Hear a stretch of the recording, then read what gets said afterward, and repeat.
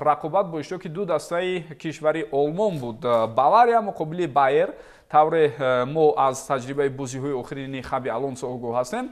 ӯ тавонист бо Баварияро дар чемпионат дар ғафлат гузорад, яъне мағлуб кунад, ягон шикаст набуд. Дар ҷоми Олмон ҳам ҳамин гуна натиҷаҳо. Аммо расид ба бозии муҳимтарин, ба мусобиқаи калонтарин ва Хаби Алонсову шогирдонаш дар ҳамин набарди ҳассос мағлуб мешаванд, дар ҳоле ки қаблан ягон бохт набуд аз Бавария ва пеш аз оғози ин рақобат ҳам бисёре аз коршиносон боварӣ доштанд ки дастаи Хаби Алонсо аз Бавария ҳеҷ камоӣ надорад.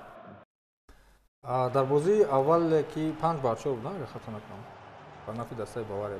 Не, ин дар Бундеслига, дар Бундеслига мусови шудаги мусови бози охир мусови анҷом хуб, як бар як буд. аз он чизе ки масалан ман як таҳлилро дар расонаҳои хабарӣ хондам ҳамин саҳар, онҳо мегӯянд Винсент Компани як ҳафтаи охир дар мавриди ҳамин бозӣ кор мекард, болои ҳамин бозӣ кор мекард ва аз ду канор, бозингарони аз ду канор фақат хоҳиш мекард ки шумо тӯбро як бало карда ба маркази ҷаримагоҳ партоед. Бале, ягона мушкилии мо ҳамин аст, барои он ки дастаи Байер аз рӯи фишор, масалан бо фишор бозӣ мекунад ва бо фишор бозӣ кардан як тараф ва ҳатто дағалона тӯбро метавонанд ки аз назди бозингарон бигиранд. Барои ҳамин шумо вақте тӯбро кабидед, дигар фикри дриблинг, фикри масалан ду нафарро бо худ гирифтан накунед, фақат тӯбро ба маркази ҷаримагоҳ равон кунед, тамом. барои чӣ? Барои он ки дар маркази ҷармагоҳ ӯ боварӣ дорад ки бозингароне дорад ки метавонанд аз дилхоҳ вазъият масалан гол ба самар расонида. Масалан аз Харри Кейн ки боварӣ надорад ки метавонад ки вазъиятҳоро ба гол табдил диҳад.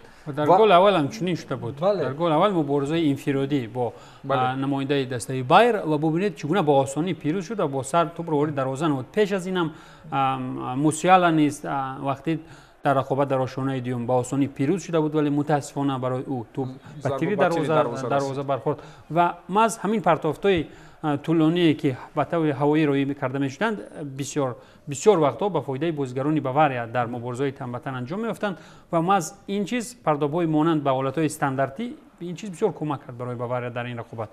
умуман аз рӯи дилхоҳ омор дастаи Бавария бартарӣ дошт, барое ки Винсент Компани тавонист ки ҳамон услуби дастаи Байерро эҳсос карда тавонад билохира. Бале. Ва дар голи дуюм аслан иштибоҳи бисёр дағали дарвозабон инҷо бетаъсир намонд, чунки рафти қисми дуюми рақобат аст. Ҳамаги агар хато накунам 9 дақиқа гузашта буд аз оғози қисми дуюм ки Матей Коварш ҳангоми баромадан аз мавқеи худ бубинед чӣ гуна ба хатои дағал роҳ медиҳад ва гол шуд. Пас аз ин корти дуюми зард ба Норди Мукели, Байер як нафар кам мемонад, сипас боз пеналти таъин мешавад. Хулас ҳамаи бадбахтиҳое ки метавонист дар як бозӣ иттифоқ афтад ва метавонист 4-0 шавад. Бубинед Жоао Палиньо чӣ қадар имконияти олии голзаниро истифода накард ва зеботар аз он гузариши Мусиала аз Эрмосо бисёр олӣ, бисёр зебо. ин хайлайтҳо ба қавли солёну такрор меёбанд дар рилсову дар дигар навораҳои кӯтоҳ. бубинед чӣ гуна олӣ гузашта аз худи Эрмосо Мусиала ва барои Палина имконият фароҳам овард, вале агар ҳисоб 4-0 мешуд, дигар Жоао Компани ба истироҳат дода мешуд. Як ҳафта истироҳат. охири бозӣ тавре ишора кардем, ҷолибиятҳои зиёде дошт, имкониятҳо хуб буд ва он чизе ки шумо гуфтед мумкин аст ҳатто дар ҳамон кӯлоҳи худи мусобиқаи Лигаи Чемпионҳо барои мавсимҳои баъдӣ ҷо гирад, чун албатта дар вақти сохтани чунин кӯлоҳҳои аз лаҳзаҳои ҷолиб истифода мебаранд. аз лаҳзаҳои ҷолибтарин истифода мебаранд. Хуб, дӯстони гиромӣ, Бавария дар баробари Байер 3-0 ғалаба ба даст меорад. ин ғалабаи мукаммал аст ва фикр дорам акнун дар рафти бозии ҷавобӣ хоҳем дид ки Байер ба чӣ кор қодир ва умуман метавонад ба худ биёяд ё на.